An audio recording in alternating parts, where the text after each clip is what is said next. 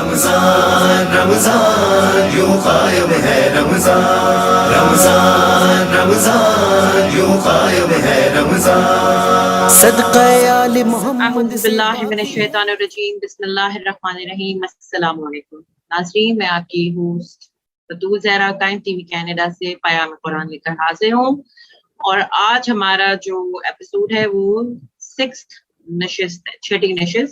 چھٹی ایپیسوڈ ہے، اور بنا کسی دیر کے ہم اپنی عالمہ صاحبہ کے پاس پہنچیں گے۔ اور سب سے پہلے تو السلام علیکم سیما زیدی صاحبہ، آپ کیسی ہیں؟ وعلیکم السلام ورحمۃ اللہ، جی میں ٹھیک ہوں۔ اچھا، یہ بتائیے کہ آج آپ ہمیں کیا بتا رہی ہیں؟ اعوذ باللہ من الشیطان الرجیم، بسم اللہ الرحمن الرحیم، الحمد للہ رب العالمین، والصلاة والسلام علی محمد وآلہ الطیبین الطاہرین۔ اور آج میں نے جس سورہ کو انتخاب کیا ہے قرآن کریم کی سب سے مختصر ترین سورہ ہے، کی جو فضیلتیں ہیں وہ پیش بہا ہیں، اور یہ جو سورہ ہے آپ سب جانتے ہیں، سورۃ الکوثر۔ سبحان اللہ۔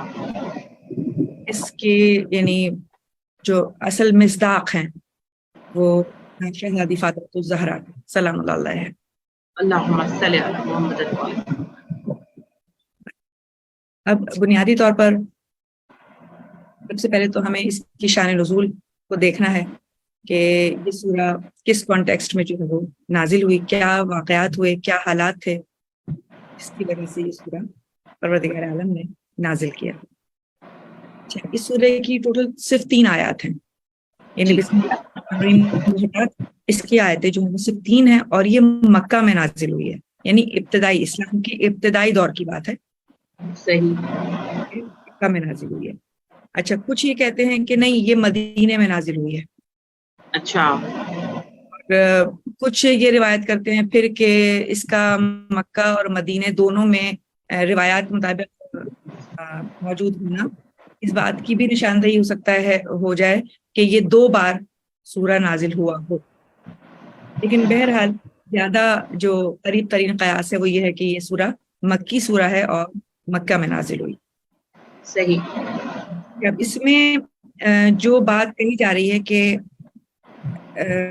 اس کی شان نزول کیا ہے، وہ کیا وجہ تھی، تو مشرکین کے سرداروں میں، یعنی مکہ تو ضابطہ مشرکین سے بھرا ہوا تھا اس وقت کی بات، اس دور میں مشرکین مکہ کے جو سردار تھے ان میں سے ایک سردار تھا عاص بن وائل، عمرو بن عاص کا باپ۔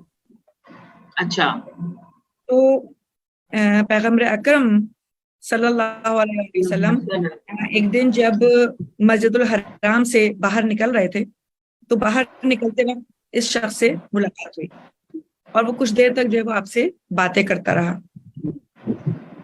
قریش کے سرداروں کا جو ایک گروہ تو جو وہاں بیٹھا ہوا تھا مسجد الحرام کے اندر، انہوں نے دور سے اس منظر کا مشاہدہ کیا، تو جب وہ اندر داخل ہوا، یعنی کہ پیغمبر اکرم جا رہے تھے اور وہ اندر آ رہا تھا، تو جب وہ مسجد میں داخل ہوا تو سب نے، تمام مشرکین نے اس سے کہا کہ تم کس سے باتیں کر رہے تھے؟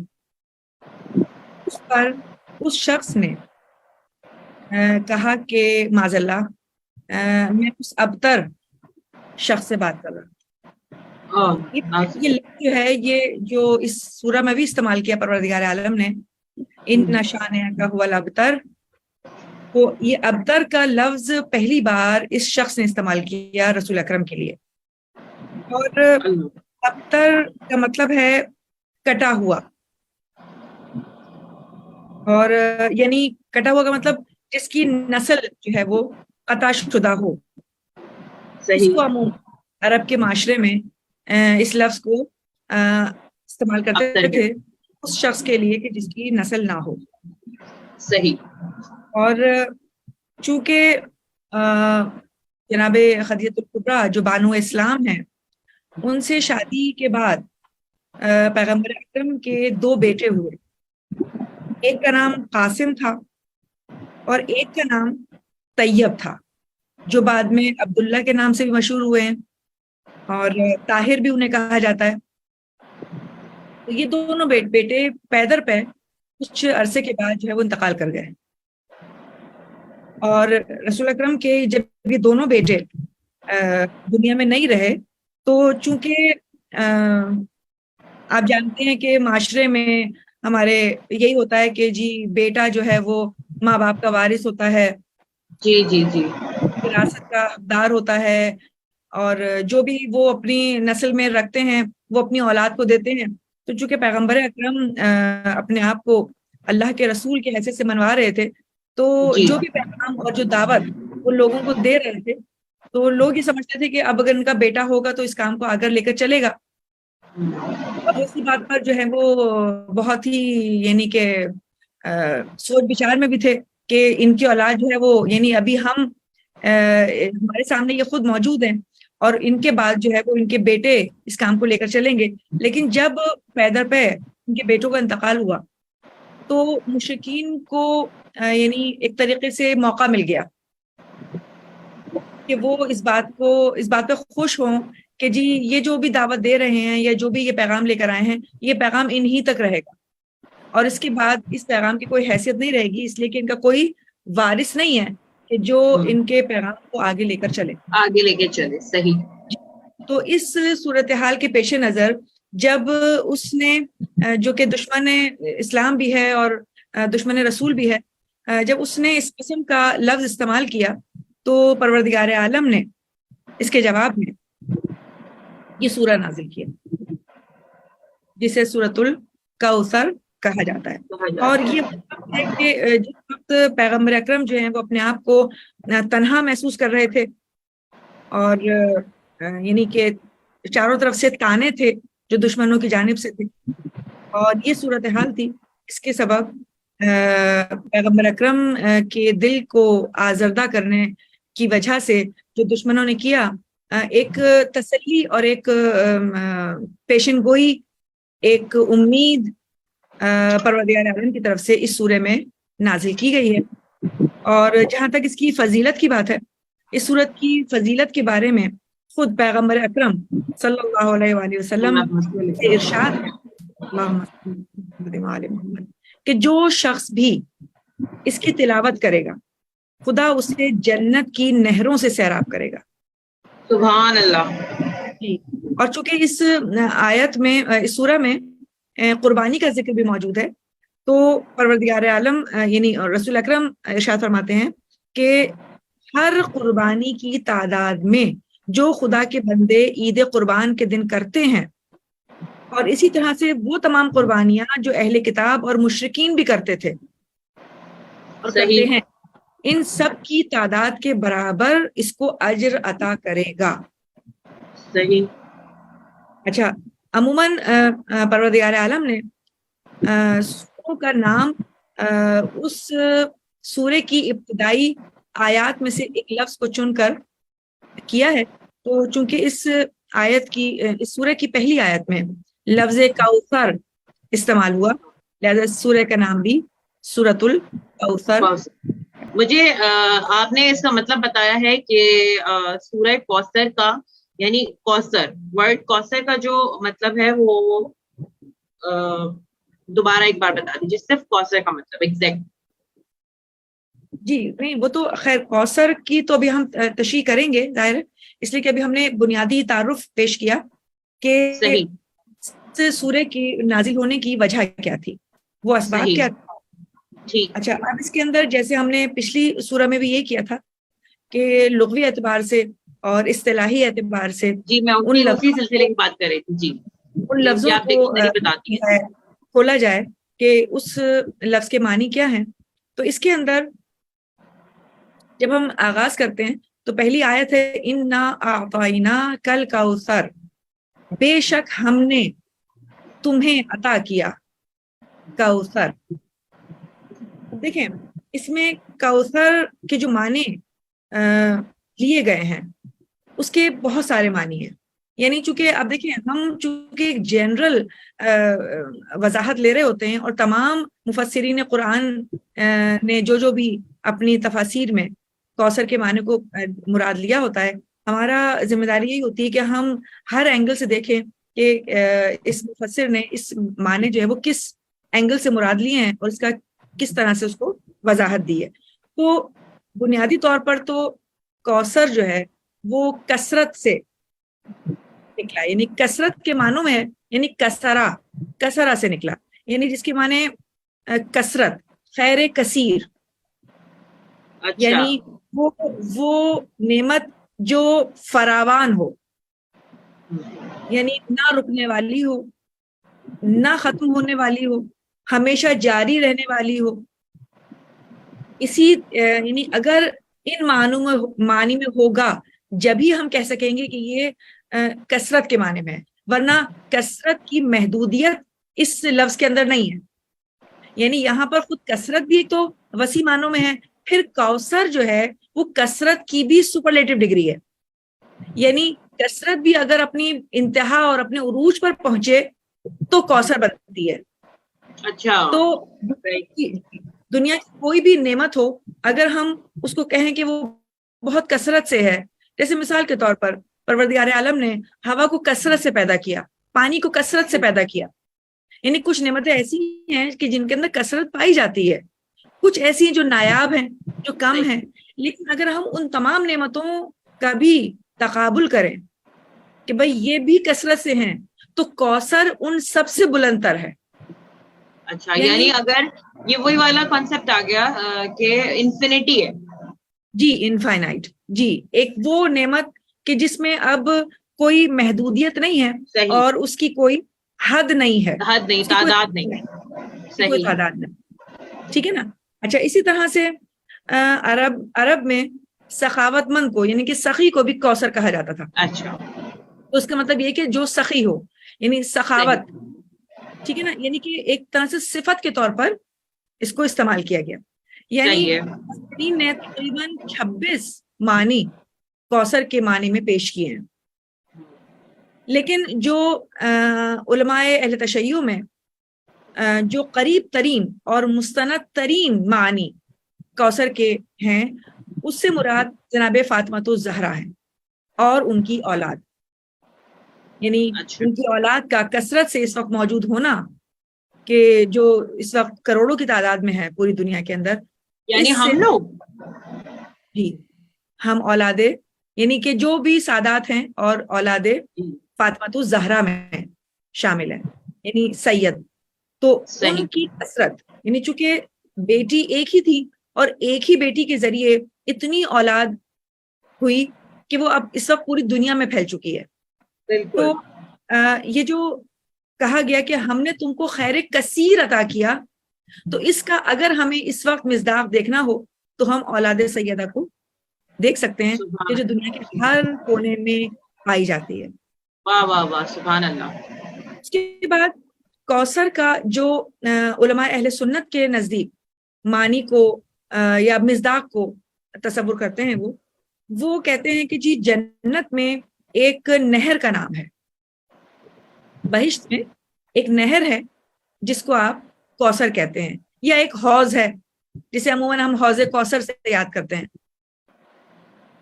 تو چاہے وہ حوض ہو یا وہ نہر ہو، یعنی اس کا نام چونکہ کوثر ہے جنت کے اندر، تو وہ کہتے ہیں کہ اس آیت میں جو لفظ کوثر استعمال ہوا ہے وہ اصل میں بہشت کی اس نہر کی طرف اشارہ ہے، یا اس حوض کی طرف اشارہ ہے کہ جہاں پر مومنین قیامت کے بعد جب وارد ہوں گے جنت میں تو اس بہشت سے سیراب کیا جائے گا. اچھا مجھے پلیز دوبارہ سے ایک بار بتائیے گا کہ کوثر یہ آپ نے جو ابھی مطلب بتایا ہے جنت کی نہر کا، یہ علماء اہل سنت کی مطابق ہے. جی مطلب وہ کہتے ہیں قریب ترین قیاس یہ ہے کہ کوثر جو ہے چونکہ، اور جو ہمارے یہاں کانسیپٹ ہے وہ یہ ہے کہ کوثر مطلب اولاد فاطمۃ الزہرا کا کثرت سے ہونا. جی یعنی قریب ترین. دیکھیں ہمیں یعنی تمام اہل فکر کی آرا کو مد نظر رکھنا ہوتا ہے، ان کو اسی طرح سے احترام کے قابل دیکھنا ہوتا ہے، لیکن جو حقیقی مصداق، اس لیے کہ دیکھیں قرآن کے، آپ جیسے ہم کہتے ہیں کہ قرآن کے 70 بطون ہیں، ہو سکتا ہے کہ کوثر کے جتنے معنی بھی علماء نے نکالے ہوں وہ سب کے سب اس کے معنی ہیں، لیکن ایک معنی جو کہ قریب ترین حقیقت مراد خدا تک پہنچ جائے، یعنی خدا نے سے کیا مراد لیا ہے اس کی حقیقت تک پہنچ جائے. اصل جو ہدف ہمارا ہے وہ یہ ہونا چاہیے. تو اس میں میں نے اس لیے کہا کہ اہل تشیع میں جو قریب ترین مراد خدا لی جا رہی ہے اس آیت میں لفظ کوثر سے وہ ہیں جناب فاطمۃ الزہرا اور ان کی اولاد. یہاں پر بہت سارے جو مجالس ہیں ان میں یہ پڑھا جاتا ہے, بڑے بڑے علماء ہمارے مولانا اور علماء پڑھ رہے ہوتے ہیں کہ سورہ کوثر بی بی فاطمۃ الزہرا کی شان میں, کیونکہ ہمارے یہاں تفسیر کا اور بہت زیادہ واضح مطلب بتانے کا رواج مجالس میں نہیں ہے, کیونکہ وہ ایک کم لمیٹڈ ٹائم کی ہوتی ہے. تو میں نے اکثر سنا ہے کہ کوثر جو ہے وہ بی بی فاطمۃ الزہرا. آج پہلی بار میں نے آپ سے یہ جانا ہے کہ یہ کس سینس میں, تو مطلب یہ بہت ضروری تھا جو آپ نے بتایا, بہت بہترین انداز میں بتایا. جی اصل میں بات یہ ہے کہ چونکہ اس کا جو شان نزول ہے وہ لفظ ابتر کے کانٹیکسٹ میں آ رہا ہے. تو علامہ نقطہ صاحب نے اپنی تفسیر فصل الخطاب میں یہ بیان کیا کہ دیکھیں کوثر کے جو بھی معنی ہوں, لیکن چونکہ یہ ابتر کے مد مقابل آیا, یہ عطا ابتر کا جواب آیا. بالکل جی یہ عطا الہی, یہ نعمت الہی, یہ خیر کثیر, یہ پروردگار عالم کی طرف سے کسی نعمت کا آنا جس کو کوثر کے نام سے پروردگار عالم نے پکارا, یہ چونکہ ابتر کے مد مقابل پیش کیا گیا, پروردگار عالم نے ابتر کے جواب میں پیش کیا. تو اس کا مطلب اگر عرب معاشرے میں ابتر اس کو کہتے ہیں کہ جس کی نسل نہ رہے, تو اس کا مطلب یہی ہے کہ کوثر کے بہترین معنی جو ہیں وہ اسی ابتر کی مناسبت سے ہونے چاہیے. یعنی ایک ایسی نعمت جو رسول اکرم کو اولاد کی صورت میں ملے, اور اولاد کی جانب سے ان کی جو ان کے اوپر کوئی بھی ابتر کا تانا نہ لگا سکے.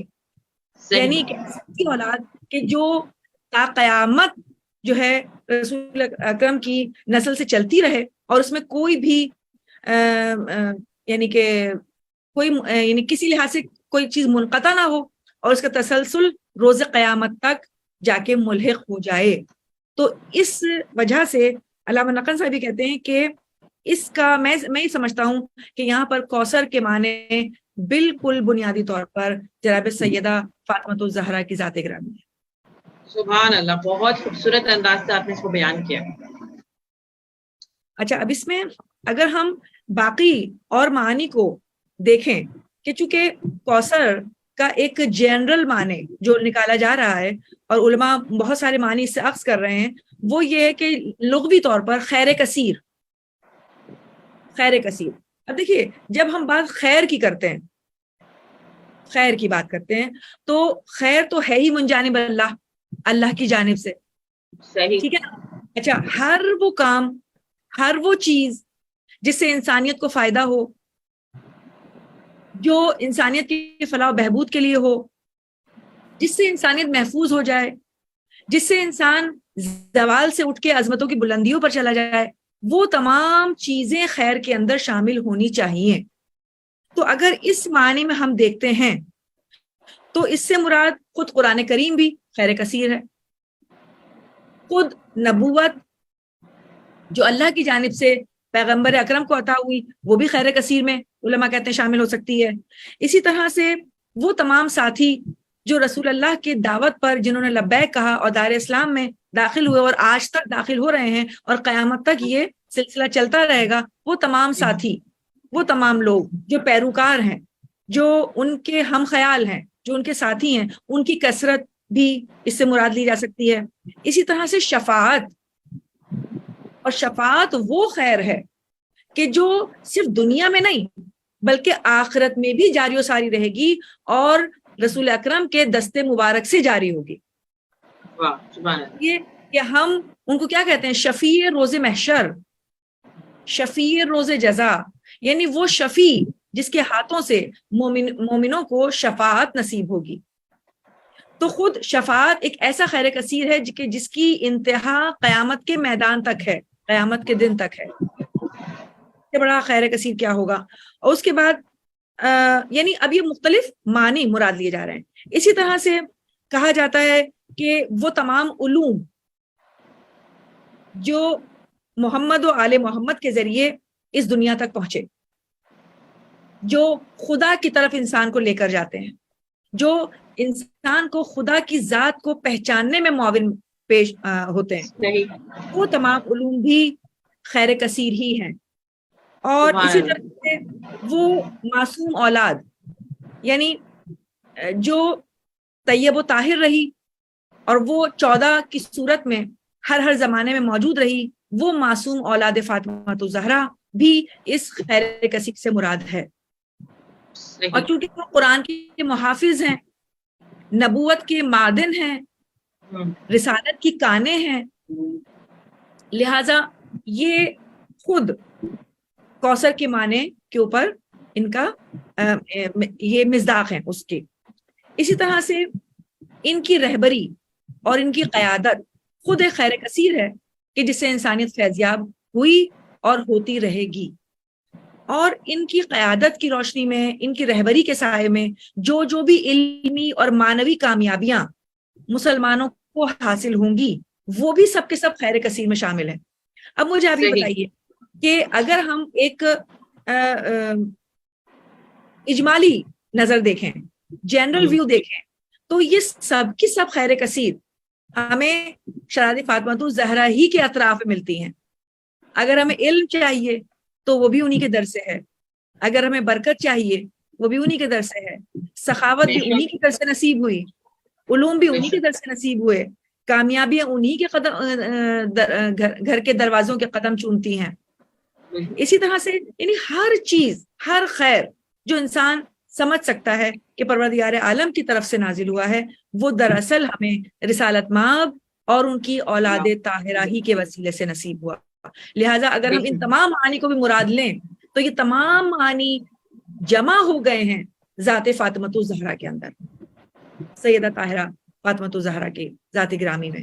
اور یہ سب کچھ ہمیں انہی کے ذریعے سے ملا اور انشاءاللہ ملتا رہے گا. ان کے ذریعے سے ملا یعنی ان کی اولادوں نے ہم تک پہنچایا اور ہم ان کی اولادیں آگے بڑھتی رہیں. جی صحیح جی. سمجھ گئے، بالکل سمجھ گئے. اچھا، اب اس میں کچھ اگر ہم تھوڑی سی تفصیل طلب بات کریں کہ تاکہ کچھ ان لوگوں کو بھی سیرابی ہو کہ جو عربی زبان اور عربی لغت سے شغف رکھتے ہیں اور لینا چاہتے ہیں اس انداز میں. تو دیکھیں اس میں آیت اللہ محسن قراتی صاحب نے اپنی تفسیر میں ایک نقطہ اٹھایا ہے، اور وہ نقطہ یہ اٹھایا کہ اس میں پروردگار عالم نے جو جس لفظ سے آغاز کیا وہ ہے انا، یعنی ہم نے، ہم. اچھا، اب ہم جو ہے وہ عموماً جمع کا صیغہ ہے، اور پروردگار عالم یکتا ہے، واحد ہے، احد ہے. تو وہ یہ کہتے ہیں کہ دیکھیں پروردگار عالم نے قرآن کریم میں جب بھی اپنی جانب سے کوئی بات کی تو 2 طریقوں سے بات کی ہے. یعنی جب اللہ نے توحید کی دعوت دی تو اس کے لیے مفرد یعنی سنگولر ضمیر کو استعمال کیا، یعنی جیسے مثال کے طور پر انا ربکم فاعبدون، میں تمہارا پروردگار ہوں. میں، ہم نہیں، میں. یعنی یہاں پر اس اشتباہ کو ہی ختم کر دیا کہ جس میں یہ کوئی سمجھے کہ جی یہاں پر جب لفظ ہم استعمال کیا ہے تو یہاں پر ایک سے زیادہ خدا ممکن ہے. صحیح. جب پروردگار عالم نے توحید کی دعوت دی تو کبھی بھی لفظ انا کو استعمال نہیں کیا، بلکہ انا کا لفظ استعمال کیا، انا ربکم فاعبدون. یہ سورہ انبیاء کی 92 آیت ہے.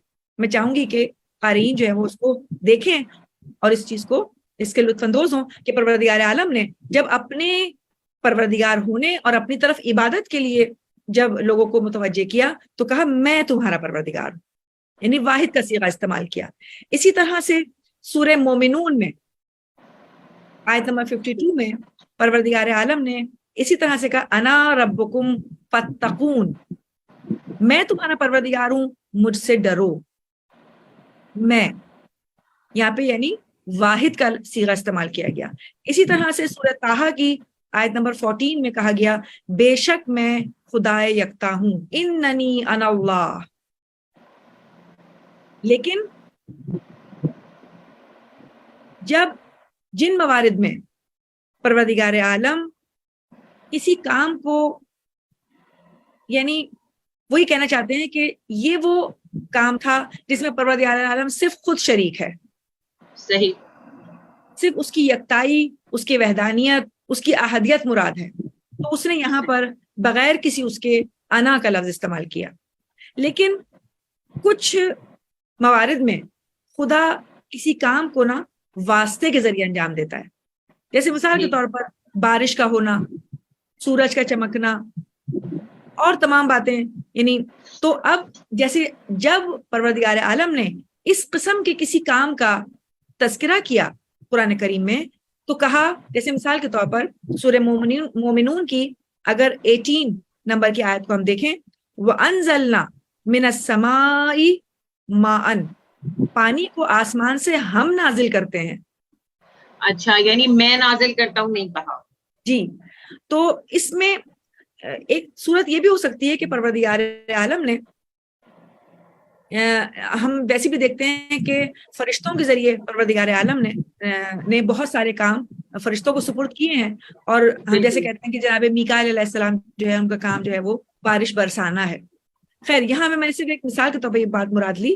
لیکن وہ کہتے ہیں کہ اس کے علاوہ اگر پروردگار عالم خصوصی طور پر اپنی کسی ایسی عظمت کو، کسی ایسی نعمت کو جس پر وہ خود فخر کر رہا ہو، جس پر وہ خود ناز کر رہا ہو، جس کے لیے وہ فخر و مباحات کر رہا ہو، اس وقت بھی وہ لفظ انا کو استعمال کرتا ہے. جیسے انہوں نے اگزامپل دی سورہ فتح میں، سورہ نوح میں، سورہ قدر میں، اور پھر یہ سورۃ الکوثر میں. اگر آپ کے سامنے میں چاروں سوروں کی اگزامپل پیش کروں جہاں پہ پروردگار عالم نے لفظ انا استعمال کیا، تو سورہ فتح میں کہا انا فتحنا لک فتحا مبینا، ہم نے آپ کے لیے فتح قرار دی. یعنی یہ اس وقت کی بات ہے کہ جب صلح حدیبیہ ہو رہی تھی اور بظاہر مسلمانوں کو یہ لگ رہا تھا کہ جی ہم نے مشرکین سے صلح کر کے گویا اپنی شکست کا اعلان کر لیا. صحیح. اس موقع پر یہ آیت نازل ہوئی اور پروردگار ہم ہیں جو تمہیں فتح عطا کرنے والے ہیں. یعنی اپنے پروردگار اپنی ناز کے ساتھ، ایک عظمت کے ساتھ، ایک فخر کے ساتھ جو ہے وہ ایک اپنی کبریائی کے ساتھ اس کا اعلان کیا کہ مت گھبراؤ، ہم ہیں جو تمہیں فتح عطا کرنے والے ہیں. اسی طرح سے سورہ نوح میں انا ارسلنا نوحا، ہم نے نوح کو لوگوں کی طرف بھیجا. یعنی جناب نوح کی عظمت کو اور ان جیسے نبی کو بتانے کے لیے کہ ہم نے نوح جیسا نبی ہم نے بھیجا ہے تمہاری طرف. اور یہ وہ واحد نبی ہیں کہ جنہوں نے 1000 برس تک جو ہے وہ اپنی قوم کو تبلیغ کی. سب سے لمبی عمر پائی جناب نوح نے. اسی طرح سے سورۃ القدر جو بہت ہی مشہور و معروف سورہ ہے اور اس میں ہم تقریباً روزانہ ہی ان کو نماز میں تلاوت کرتے ہیں، انا انزلناہ فی لیلۃ القدر، ہم نے اس قرآن کو شب قدر میں نازل کیا. یعنی خود قرآن کریم وہ بہترین نعمت جو سوائے پروردگار عالم کے کہیں اور سے نہیں آ سکتی، اور اس قرآن کریم کو بھی اس عظمت والی رات میں جو خدا کی جانب سے کوئی اور نہیں دے سکتا.